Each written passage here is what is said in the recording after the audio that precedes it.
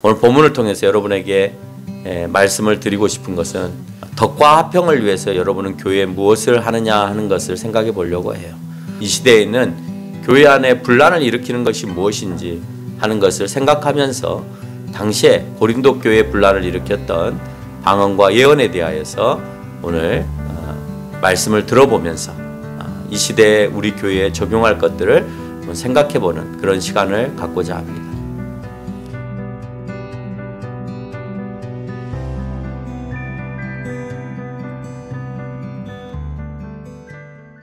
교회는 아무리 좋은 일이든지 나쁜 일이든지 오직 교회가 덕을 세우는 데 관심이 있어야 합니다.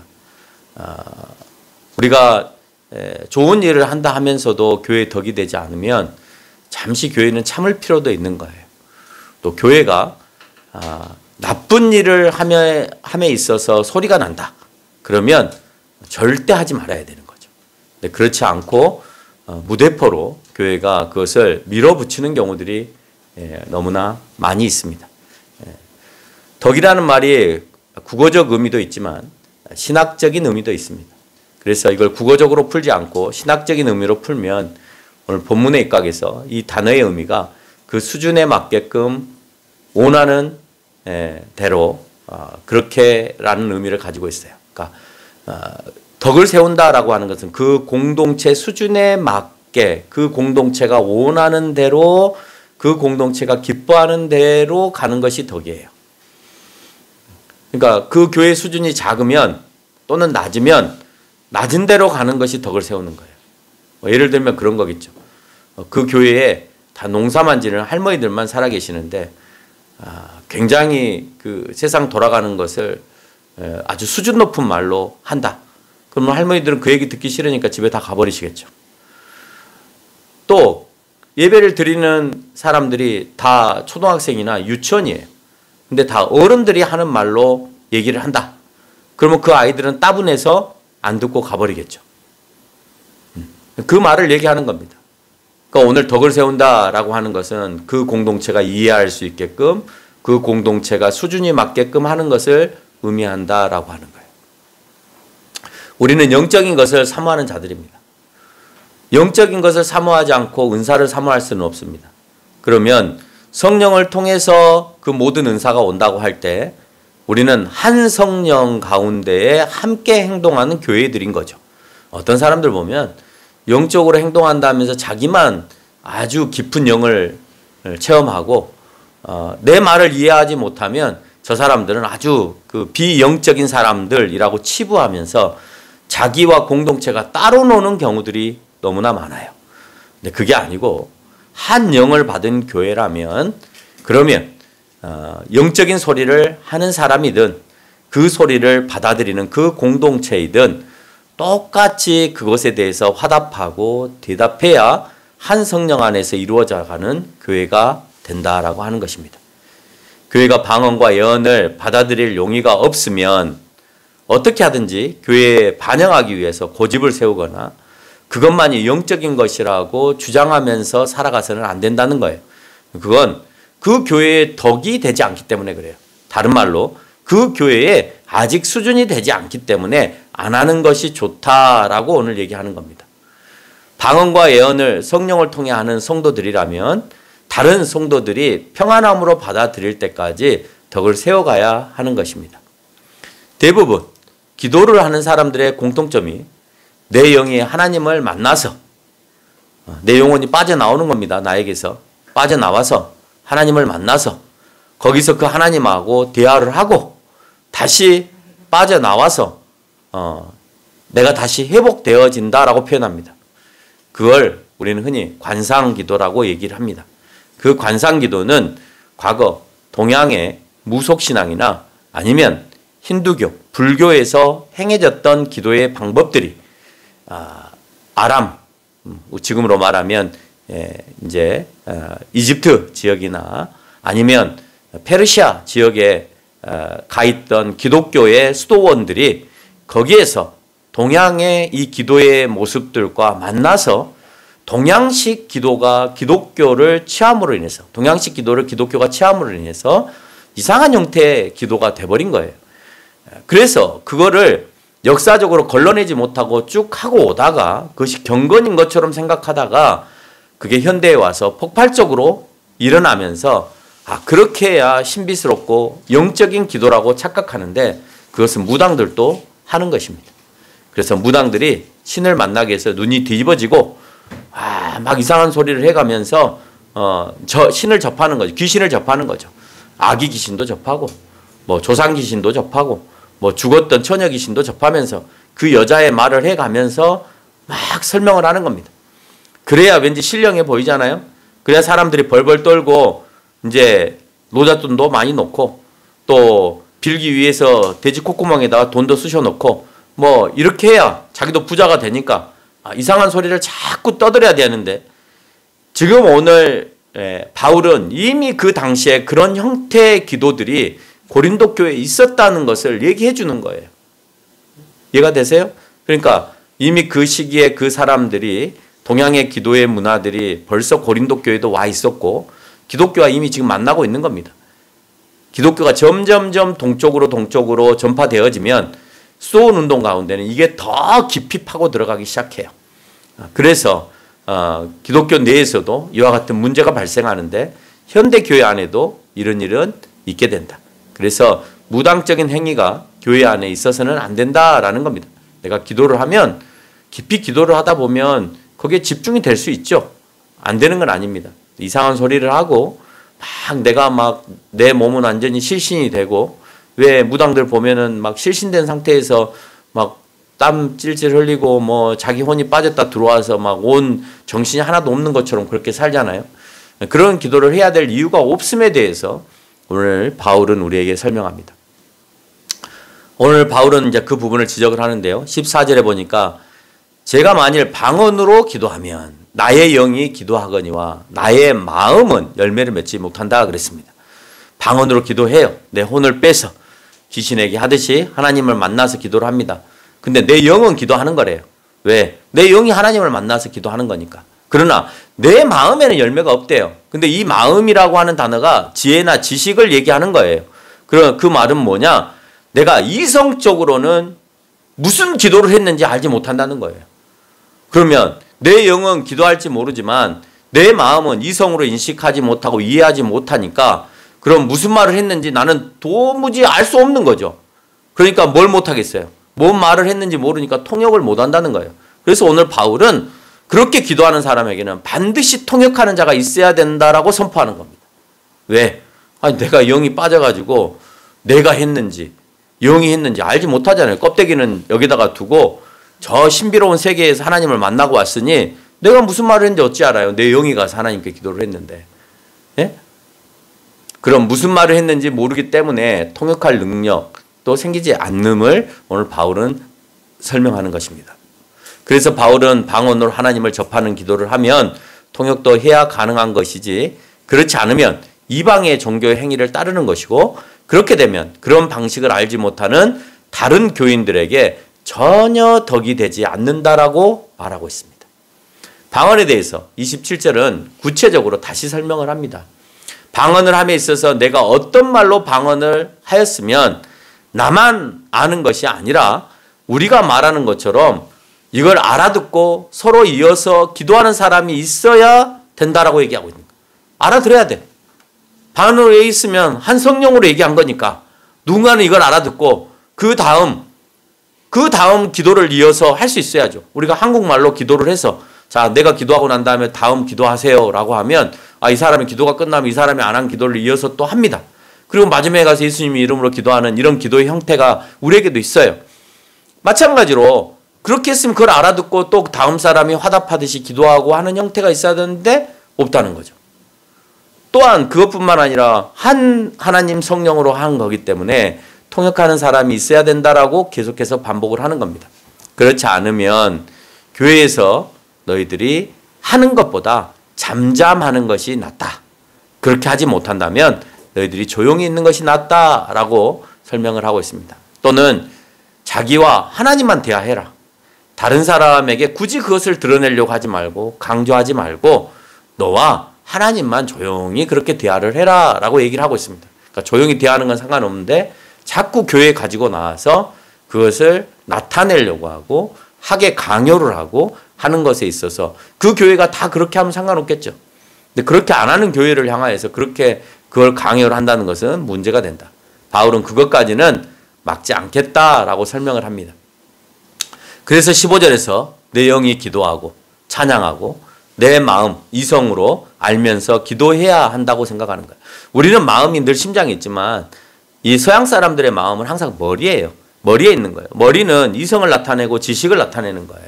그래서 항상 내 영이 기도하고 찬양하고 이성으로도 알면서 기도해야 되는 것이지 내가 모르는 내 혼이 빠져가지고 무슨 말을 했는지 알아듣지 못하는 그런 말을 해서는 안 된다라는 겁니다. 그렇지 않으면 아무리 너가 알아듣지 못한 말로 영적으로 축복한다든지 상대방에 대해서 말을 한다든지 했을 때 상대는 네가 도대체 무슨 말을 했는지 알아듣지 못하기 때문에 너에게 감사해야 될 일도 감사 못하고 아멘으로 화답해야 되는데 무슨 말을 했는지 모르니까 아멘으로 화답도 못한다라고 오늘 바울은 설명합니다. 그렇게 말하는 사람은 감사도 하고 은혜도 넘칠지 몰라요. 자기가 했으니까. 근데 다른 사람은 그것을 통해서 덕을 세우지 못해. 왜? 알아듣지 못하니까. 그래서 그 알아듣지 못하여서 덕을 세우지 못함을 17절에서 오늘 또 설명을 합니다. 또 무엇을 가르칠 때 알아듣지 못한 말로 하는 것보다 알아들을 수 있는 말로 가르치는 것이 옳다라고 설명을 합니다. 차라리 못 알아듣게 말하는 것보다 알아듣게 말하는 것이 훨씬 낫다. 그랬더니 요즘 방언하는 사람들한테 물어요. 알아듣는 말로 하는 게 더 낫답니다. 라고 했더니 첫째, 알아듣지 못하게끔 기도하는 이유 첫째, 다른 사람이 알아듣지 못하게 하기 위해서. 오늘 바울은 알아듣게 얘기하라는데 그 사람들이 말하는 건 뭐냐면 내 기도를 다른 사람이 알아들으면 안 되니까 못 알아듣게 하기 위해서 방언한다는 거예요. 성경하고 정반대되는 설명을 하면서 자기네들이 잘났다고 주장하는 겁니다. 두 번째, 기도를 길게 하기 위해서 한답니다. 하나님은요, 중언부언 길게 하는 것을 원하지 않으세요. 무슨 말을 하는지 분명하게 하라는 거예요. 에? 똑같은 말을 계속해서 반복해봐야 그게 의미가 없음에 대해서 얘기하는 겁니다. 그게 비단 방언의 문제만은 아니죠. 서두에서 설명한 것처럼 목사가 설교를 할 때 어떻게 하면 성도들에게 잘 전달해서 말할까 고민을 합니다. 목사가 아는 대로 내가 알고 있는 신학과 지식의 정도로 유창한 단어들을 사용하면서 여러분에게 설교의 메시지를 전달하면 여러분이 못 알아들을 단어들이 매우 많죠. 예? 알아들을 용어들만 있겠어요? 여러분 형이상학이 뭔지 형이하학이 뭔지 이런 말 알아들어요? 주지주의, 주의주의 이런 말을 쓰면 여러분이 알아듣겠어요? 못 알아듣잖아요. 그렇죠? 내가 좀 안다고 해서 막 그런 말들을 사용하면 되겠어요? 안 되겠어요? 예? 안 되잖아요. 근데 그런 말들을 사용을 할 수 있지만 목사는 그거를 다시 더 편한 말로 의지적으로 내가 알아가는 하나님은 의지적이신지 지적이신지 또는 삼위일체에 대해서도 그냥 삼위일체 이렇게 말하면 아무도 못 알아듣는데 한 분 하나님이 새 위격을 가지고 계시다. 그 위격이라고 하는 것은 새 하나님의 형태를 취하고 계시다. 그렇지만 한 분이시다라고 하는 말로 알아듣게끔 설명을 해야 될 거 아닙니까? 그 사람들이 모인 사람의 형태나 나이나 지적 수준이나 이런 것들을 맞추어서 해야 되는 거예요.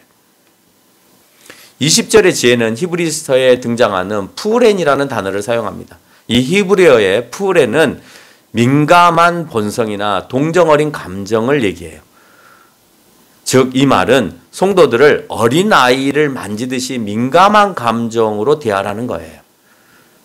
그러니까 오늘 지혜에 있어서 오늘 지혜롭게 행동을 한다 할 때 이 지혜는 이성적인 것을 얘기하는 것이 아니라 히브리어 단어를 찾아보니까 푸렌, 이 푸렌이라는 말은 그 사람들을 어리다고 생각해서 감정이 어리다고 생각해서 그 어린아이를 대하듯이 어른이 어린아이를 대하듯이 해야 되는 거고 그래서 아주 조심스럽게 어린아이처럼 무지하다고 생각하고 여리다고 생각해서 조심스럽게 성도를 대라라는 의미가 담겨 있다는 겁니다. 그러니까 나하고 똑같다고 생김새가 똑같고 나이가 똑같으니까 똑같이 대하는 것이 아니라 영적으로 아직 어리니까 아직 그 수준에 되지 않았으니까 네가 만약에 성숙한 영적 사람이라면 방언도 하고 예언도 하고 아주 성숙한 사람이라면 상대방에 대하여서 굉장하게 민감하게 어린아이를 다루듯이 조심스럽게 접근해야 맞다라고 하는 거예요. 근데 그렇지 않으면 네가 어른이 아니고 영적인 어른이 아니고 어린아이 같은 사람이다 라고 이제 바울은 얘기하는 겁니다. 22절을 보면 방언은 믿는 자들을 위한 것이 아니라 믿지 않은 자들을 위한 것이다 라고 얘기를 하고 있어요. 왜? 그 방언의 정도가 안 믿는 사람들에게 전달하는 것처럼 보여지기 때문에 그 안 믿는 사람들에게 복음을 전할 때에는 메시지를 전하고 그렇게 방언으로 말을 할 때에는 믿지 않는 사람에게 통용되어지는 그 사람들에게 나타내기 위한 당시의 모습이었기 때문에 그 믿지 않은 사람에게 내가 그걸 전달할 때는 굉장히 조심스럽게 진짜 아주 그 어린아이에 대하듯이 그렇게 대하지 않으면 안 되는 것이고 특별히 예언이나 표적은 믿는 사람들이나 알아듣는 소리니까 하나님을 통해서 예언을 했다든지 표적을 나타냈다든지 이런 말들은 믿는 사람들을 통해서 하는 것이기 때문에 믿는 자들을 위한 것이니까 괜찮다라고 하는 표현을 하는 겁니다. 그러니까 방언은 다른 사람들도 안 믿는 사람들도 해요. 이 말씀드린 것처럼 이 고린도 교회에서 행하고 있는 무속신앙이 들어온 거잖아요. 그러니까 다른 종교가 가지고 있는 이런 표현들이 있습니다. 그러니까 기독교도 이런 걸 하는가 보다라고 아는 거죠. 근데 중요한 건 자기가 해석도 하고 뭘 말하는지를 알아야 되는데 모르는 거야. 그러니 안 믿는 사람들에게 있어서는 좀 뭐하는 사람이야? 라고 생각을 하겠죠. 근데 예언과 표적은 믿는 사람들 안에서 하나님이 이렇게 하라고 하셨다. 이런 것을 나타내 보이셨다. 우리가 믿음을 통하여서 이렇게 드러났다. 라고 하는 걸 보여주는 거니까 믿는 사람에게 하는 것이니까 그렇게 약하게 다루지 않아도 됨에 대해서 설명을 하는 겁니다. 또한 23절에 보니까 온 교회가 방언을 말한다 하더라도 믿지 않는 자들에게 이상하게 여김을 받는다고 하고 있다는 거죠. 믿지 않는 사람에게는. 이것까지도 우리는 조심을 해야 된다. 그러나 진정한 예배를 말하면 그 일은 이루어질 것이니 믿지 않는 자들이라도 그 내용이 책망할지라도 엎드려져서 하나님께 경배할 것이다 라고 얘기를 하고 있습니다. 진정한 예언이라면. 아무리 책망한 말을 한다 할지라도 그것이 이루어질 것을 믿기 때문에 내가 하나님 앞에 경배하는 거예요. 그리고 하나님이 계신다고 믿지 않는 자들이나 새로 오는 사람들이 말하는 상황이 된다. 그 이유는 생각으로만 알고 있었던 것들이 드러나기 때문이다라고 하는 거예요. 그러니까 그렇게 일어날까? 라고 했는데 예언이나 또 뭡니까? 표적이나 이런 것들은 결국 일어나야 되는 일이잖아요. 그렇죠? 일어나야 되는 일이기 때문에 언젠간 일어날 거니까 표적과 이적이 드러날 거니까 드러나면 믿음이 더 드러날 거고 자기가 표현이 될 거 아니에요. 영적인 사람인지 아닌지. 근데 그것에 대해서는 얘기하지 않고 자꾸 방언만 하면서 무슨 말인지 모르게 그렇게 설명을 하고 있다는 거죠. 왠지 이렇게 말하면 예언을 만발하는 것이 옳은 것처럼 보여질 수 있지만 30절로 32절을 보면 예언도 한 사람만 말해서는 안 되고 둘이나 셋이 말해야 한다라고 되어 있습니다. 그것을 분별하는 이들도 교회 안에 있어야 돼요. 예언을 하게만 하면 안 돼요. 그걸 또 분별하는 이들도 있어야 됩니다. 하고 다음으로 계속 예언하는 사람이 등장하면 앞에서 예언한 사람은 잠깐 멈춰야 돼요. 그리고 뒤에서 예언하는 사람의 말을 들어줘야 된다라고 되어 있습니다. 그리고 잘못된 예언에 대해서 통제가 이루어져야 됨을 성경은 우리에게 얘기해 주는 거예요. 그러니까 교회 안에는 그게 진정한 예언인지 아닌지도 분별할 수 있는 사람이 있어야 된다. 33절 하나님은 무질서의 하나님이 아니라 화평의 하나님이기 때문에 그 질서를 깨트려가면서 막 얘기하는 사람들을 막아야 되는 거예요. 하나님은 누구에게는 가르쳐주고 누구에게는 안 가르쳐주는 게 아니라 모두가 다 같이 가르쳐야 된다. 교회에는 예언과 방언만 있어서 자기를 드러내려고 하지 않습니다. 또 오늘 성경에서는 뭐라고 얘기하고 있냐면 찬양이 최고다는 사람도 있고 양육과 교육이 최고다는 사람도 있고 뭐 별별 것들이 다 최고라고 말하는 사람도 있습니다. 근데 이 모든 것도 역시 교회의 덕, 여기서 교회의 덕이라고 하는 이 덕은요 또 다른 의미를 가지고 있어요. 뭐라고 했냐면 건물이나 교회 이런 의미를 가지고 있습니다. 그래서 교회를 세우기 위해서라고 해석을 해야 되는 거예요. 양육과 교육을 위해서 찬양을 최고라고 인정하는 이 사람들에게 있어서 덕을 세운다라고 하는 것은 교회를 세우기 위해서 찬양도 필요한 거고 양육도 필요한 거고 교육도 필요한 거고 예언과 방언도 필요한 거예요. 어느 교회 가면 찬양이 최고라고 하는 사람도 있습니다. 찬양이 최고라고 생각해서 찬양만 해야 된다고 말하는 사람이 있습니다. 어떤 사람은 어느 교회를 가면 교육이 최고라고 하는 사람도 있습니다. 아니요. 모든 게 다 중요해요.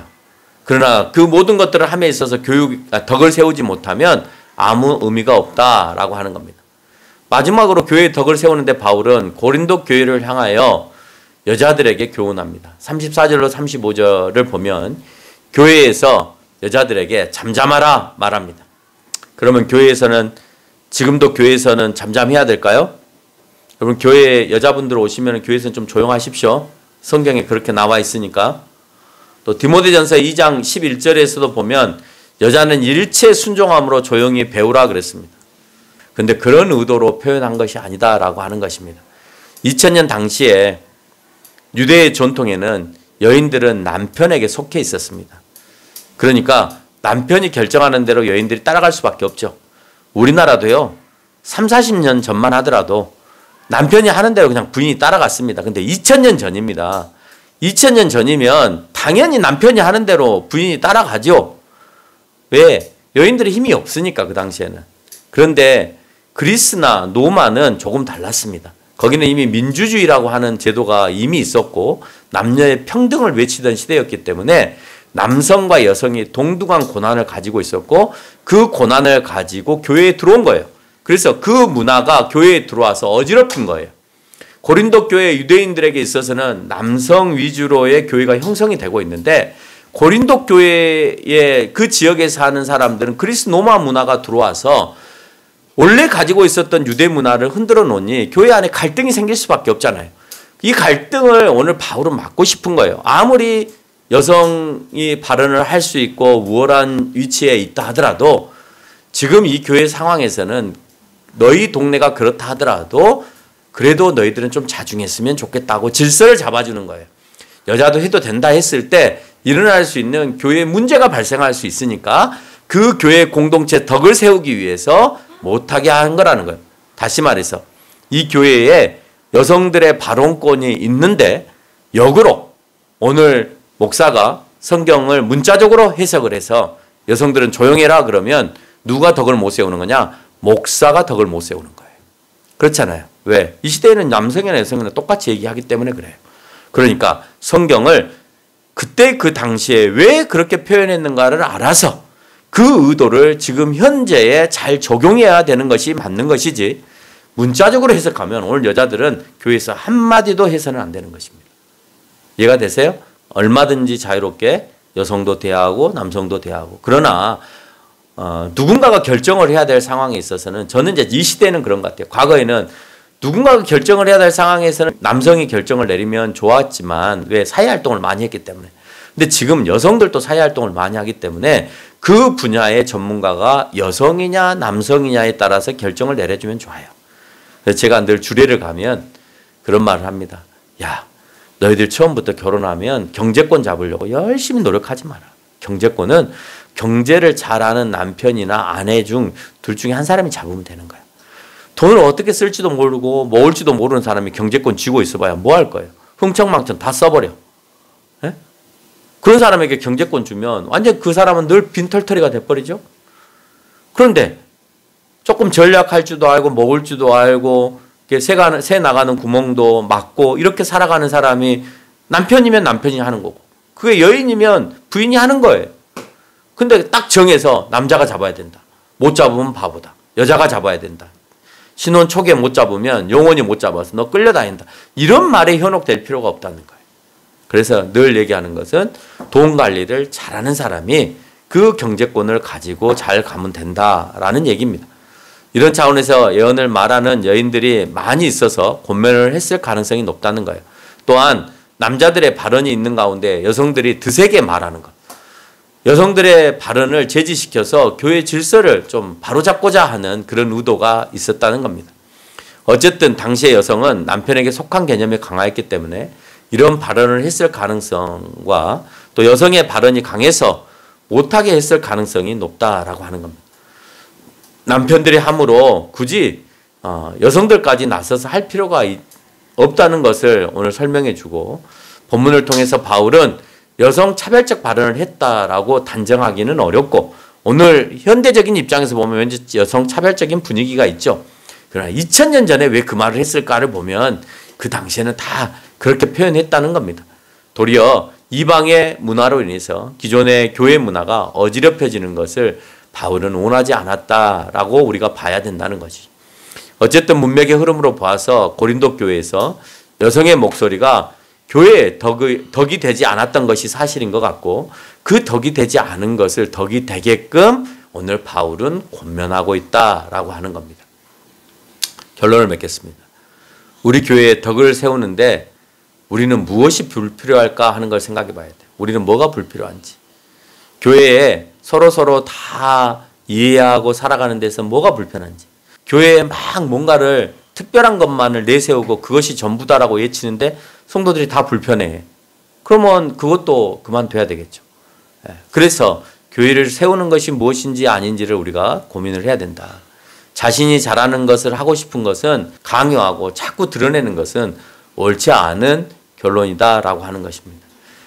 우리는 그 일이 선해 보여도 교회에 덕이 되지 않는다면 좀 살펴서 그것을 실행에 옮겨야 된다는 사실을 기억하면서 살아가는 저와 여러분이 되시기를 바랍니다.